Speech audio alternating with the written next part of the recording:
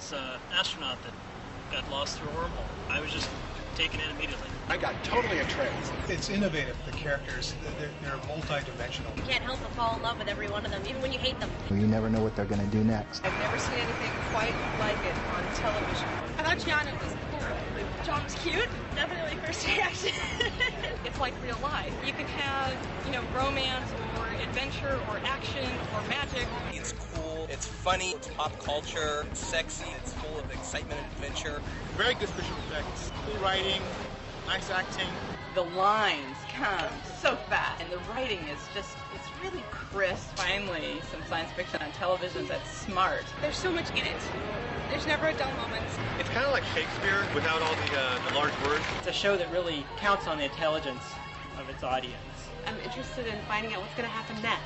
Oh my God, television is this good. The day that I heard that FarScape was not being renewed for another season, I knew I was shooting my last scene for season 4. I didn't realise it would be my last scene ever. We all thought it was going again. We knew, but even like up to the last minute, we knew it was touch and go because we had a 2-season pickup.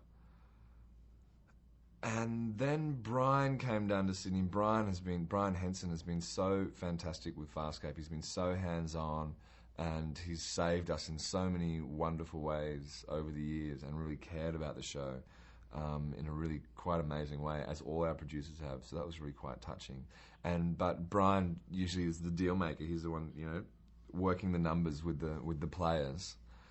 And he was in town doing the nitty-gritty, and we knew that things were going rocky, but then we thought he'd sort of saved it at the last minute. And I think, as Brian explained to me, he did too, right up to the last second. He went to bed the night before thinking it was sorted, that season 5 was going to go ahead, and then woke up and it was gone. The last week of shooting, there was a feeling, intuition again. There was a feeling. Just, there was a date. We'd gone past the date, whereby the Sci-Fi Network gives you the green light or not. We'd gone past the date. We'd been assured everything's okay. The executives are down home. Everyone's around. My last day of shooting, which was, I think, a Thursday, I said to Dave and Colin, remember today, boys, it could be the last time we do this. This could be the last time I have this makeup on. And they just went, you're mad. Forget it. You'll be doing this for the rest of your life. That was the last day. I was shooting my last day on set before the Christmas break, and they picked me up at 4, I think it was. So I'm stumbling into a car, really excited because it's like the last day of school. And you're going, woohoo! And they wanted Shiana from head to toe for nude scenes and stuff like that. And they put like 4, maybe 6 scenes on the last day. So it was quite an intense day. And I'm going, I hope I shoot it all, otherwise what am I going to do? It's the last day, there's no chance, we've got to get through this day, and it was such a big day. So I got through about half the day, and it was just before lunch, and I was feeling quite buggered, because it was pretty much my bedtime, and they said, you're going to have at least a couple of hours off set. So I'm sitting in my trailer, and you can't do anything, you can barely sit down, you can barely go to the loo, if you sweat, you're in big trouble. And then I went, it's my last day, I'll put the music on and I'll have a little dance. Like this, so I'm moshing, as aliens do. And then I hear this bang, bang, bang, and I'm going, it's probably Claudia next door because she's my neighbour in my trailer. And she's probably complaining about me disturbing the peace, as neighbours often do. And I turn the music down, I'm going, sorry, Claude, like this, and there was no answer. I went, geez, we really must be grumpy. And bang, bang, bang again, I'm going, what? And my makeup artist opened the door, and she said, hey, kid, I just want to let you know it's over. And I went, what? And she goes, that's it. No, it's done.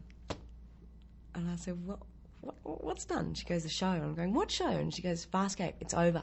I'm going, no, it's not. We haven't finished the scenes. And she goes, yeah, but after today and B and it finishes, that's it. I'm going, what do you mean that's it? She goes, it's a hard wrap. I said, what's a hard wrap? And she said, a hard wrap is when we get called up and we get asked to package all the stuff in makeup to the States to be put into storage or to whatever, and they start taking down sets and there is no more FarScape. And I was like, oh, come on, man, you've been playing with the hairspray again. What's going on? This is ridiculous. And we were out on location in this weird suburb that's a bit like the Truman Show because it's just being developed. So it's all these houses that probably haven't even been inhabited yet. So it just felt like this weird kind of ghost town. But we're in this beautiful house on the water. Someone was crazy enough and yet kind enough to lend us their house as a location. And this was adjacent to this new suburb. So we were sort of in an established suburb on the water in the south of Sydney and the southwest. And it was an incredible day, and I was excited because they were giving me a bit of an early mark that day because I was going to learn to snowboard that weekend. And I was in total shock.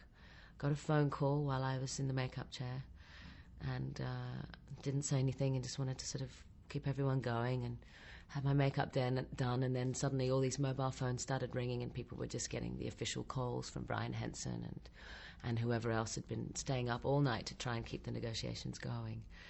And we were very surprised. I was sort of running a bet with Ben because it was the longest time we'd had. It was the longest we'd gone in a shooting schedule without knowing if we were going for another season.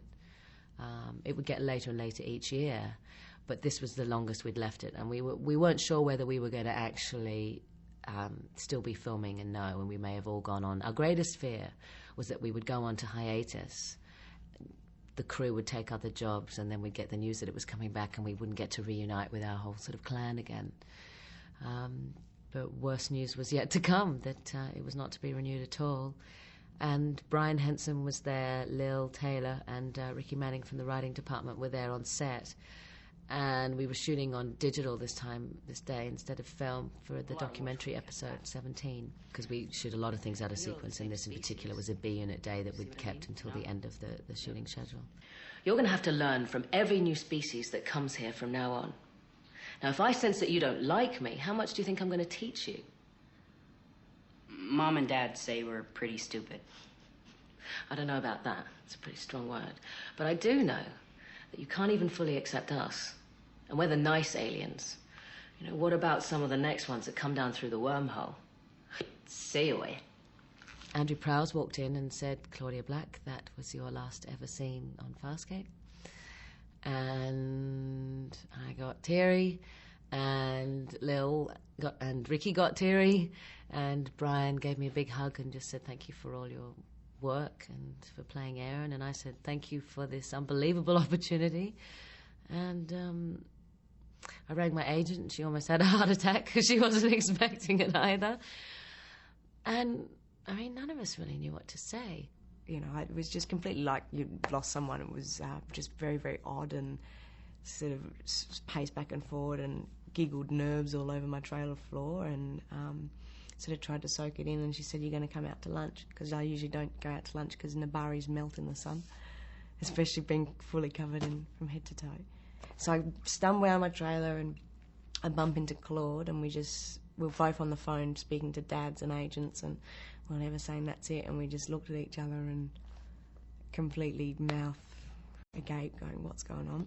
We get into the mini van. I'm trying to get all my grey bits in without scraping it off, and we get in there, and everyone slowly, the words filtered round because there's no official word yet.